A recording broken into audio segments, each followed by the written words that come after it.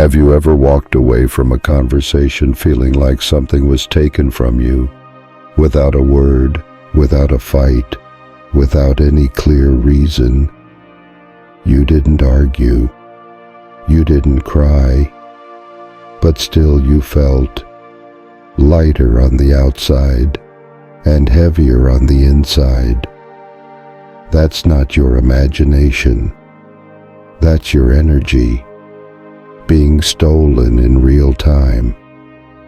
See, some people don't want your advice, your help, or your presence. They want your energy. They feed on attention, validation, and emotional access. And the more you give, the more they take, until you don't even realize you're running on empty. It doesn't always look toxic.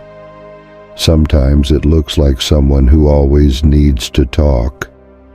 Someone who says, "You're the only one who understands me."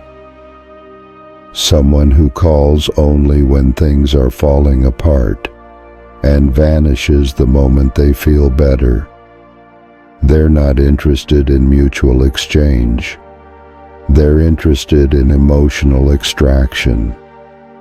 And if you're a kind, empathetic person, you won't see it at first. You'll think, they're just going through something. You'll justify their chaos. You'll ignore the drain because you think it's your job to be strong for others. But here's the truth. You're not exhausted because you did too much. You're exhausted because you gave too much to people who gave you nothing back. Stoic energy protection isn't about building walls. It's about building awareness. It's not coldness. It's clarity. It means noticing who leaves you confused after every conversation, who needs crisis to stay connected, who drains you with their presence and disappears when you need them. This awareness is your first defense, because once you see the pattern, you start changing the response. The Stoics believed that not everyone deserves access to your inner world, not because others are unworthy, but because your peace is not cheap. Emotional energy is limited, and every moment you spend explaining, fixing, or absorbing someone else's chaos is a moment taken away from your own alignment. So why do we keep allowing it? Because we confuse kindness with availability. Because we were raised to believe that saying yes makes us good, and saying no makes us selfish. Because we think boundaries are rude, when in fact they're sacred. Stoic energy protection starts here. You stop giving people full access to your thoughts, your time, your emotions, just because they ask for it. You begin to notice that not every phone call is a lifeline. Not every crisis is your responsibility. Not every relationship is built on respect. Some are built on emotional dependency. And the moment you stop feeding it, the tension starts. They say you've changed. They say you're being distant. They say you're cold. But here's the truth. You're not cold. You're clearing the noise. You're learning to stay grounded while others try to pull you into their storm. And that's uncomfortable for them, because now they can't control your attention. They can't use you as their emotional reset. They can't hijack your clarity just to survive their chaos. And you? you start to feel something strange. Space. Space to think. Space to breathe. Space to hear your own voice again. That's when you know you're no longer emotionally available to everyone. Not because you stopped caring, but because you finally started caring wisely. You don't have to yell to protect your peace. Sometimes the most powerful thing you can do is say nothing and watch who panics in your silence. Because when you stop explaining why you need space, people reveal why they were never comfortable with your boundaries in the first place. This is what the Stoics understood long before the term toxic ever existed. They knew that protecting your inner world isn't selfish. It's strategic.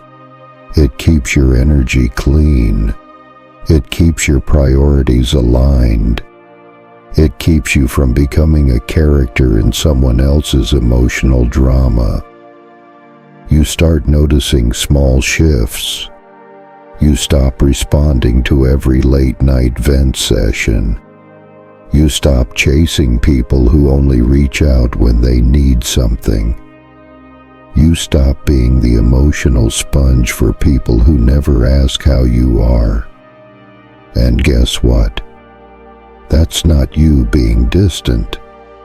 That's you finally being aligned. Because here's the hidden truth. Not everyone gets tired the same way. Some people are tired from doing too much, but others are tired from carrying people who should have walked on their own. That's emotional fatigue. And it's not just tiring, it's dangerous. Because it convinces you that protecting your energy makes you a bad person. That boundaries are walls. That detachment means you don't care. But the Stoics didn't detach because they didn't care. They detached because they cared too deeply and refused to let that care be misused. And now, it's your turn. Not to become cold, but to become clear. Not to isolate, but to insulate. Insulate your peace. Insulate your focus. Insulate your mind from people who treat your energy like it's theirs to take. Because here's the truth. If someone only values your presence when you're exhausted, they were never valuing you. They were consuming you. In part 4, we're breaking down the exact signs that someone's not just draining you, they're training you to forget your own worth. Stay close. If this hits something real, subscribe now, because what's coming next will teach you how to reclaim energy you didn't even know you were losing. The most dangerous energy drains don't yell. They don't insult. They don't even argue. They ask questions. They act confused. They say things like, "I don't get it. Why are you being so distant? Why can't you just talk to me like before? I guess you don't care anymore." These aren't questions. They're traps. Each one is designed to shift the focus away from their behavior and onto your reaction. Now suddenly, you're the problem. You're the one who changed. You're the one who's too sensitive, too cold, too quiet. But pause here. Because what you're really seeing isn't confusion, it's control. The moment you start protecting your energy, some people will twist it into betrayal. Not because you did anything wrong, but because they no longer have access. And here's what the Stoics teach us to do. You don't defend peace. You embody it. You don't argue boundaries. You enforce them. You don't explain your growth to those committed to staying the same. Because if someone only values your connection when it comes at the cost of your exhaustion, that's not love. That's dependency. And your detachment? It's not an attack. It's a boundary. It's the quiet redefinition of what you will and will not allow in your space anymore. You don't slam the door. You simply stop holding it open for people who walk in with muddy intentions. And when they notice the change, when your silence replaces your explanations, your distance replaces your overgiving, your clarity replaces your confusion, they'll say you became different. They're right, because you finally stopped abandoning yourself just to keep temporary people comfortable. Not everyone in your life wants to drain you, but not everyone knows how to pour into you either. Some people aren't malicious. They're just unaware. They've never been taught how to share energy, how to respect emotional space, how to notice when they're asking too much without giving anything in return. But your awareness doesn't need their awareness to become action. You can still choose peace, even if they don't understand why you've gone quiet. You can still set boundaries, even if they think it's personal. You can still protect your energy, even if they call it selfish.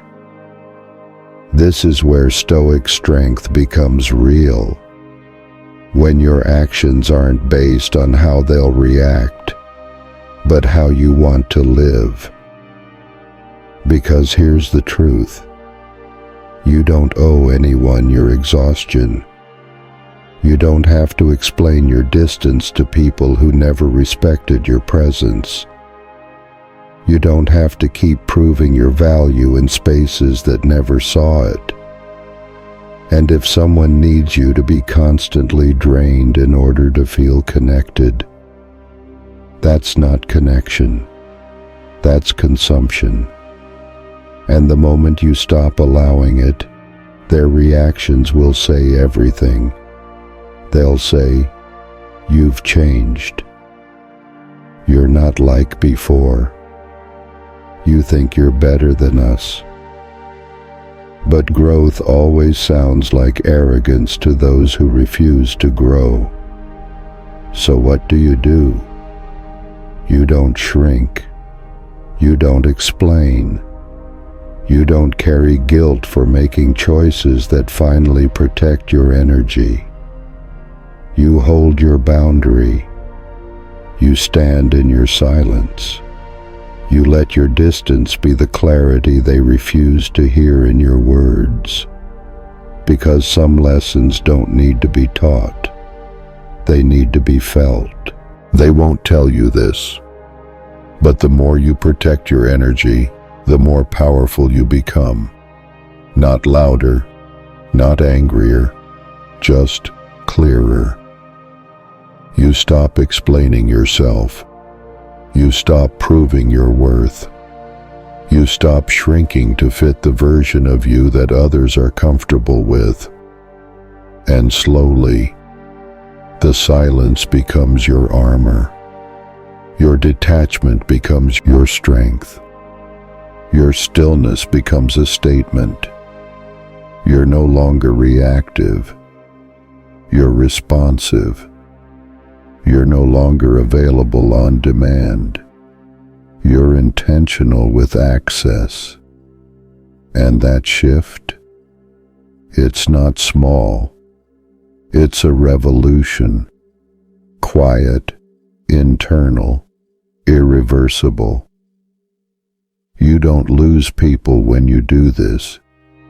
You lose confusion. You lose guilt. You lose the invisible chains of emotional labor that were never yours to carry. And what you gain clarity. You gain peace. You gain the self that was buried beneath everyone else's expectations. You begin to realize your energy isn't a charity. It's an investment. And from now on, it's only going where it's honored. So now ask yourself, really ask, what would your life look like if you only gave your energy to people who poured it back into you? If that question unsettled something inside you, it's not by accident. That discomfort is the start of your shift. Subscribe now, because the next video isn't just a lesson, it's a mirror, and what you'll see might just change how you protect your peace forever.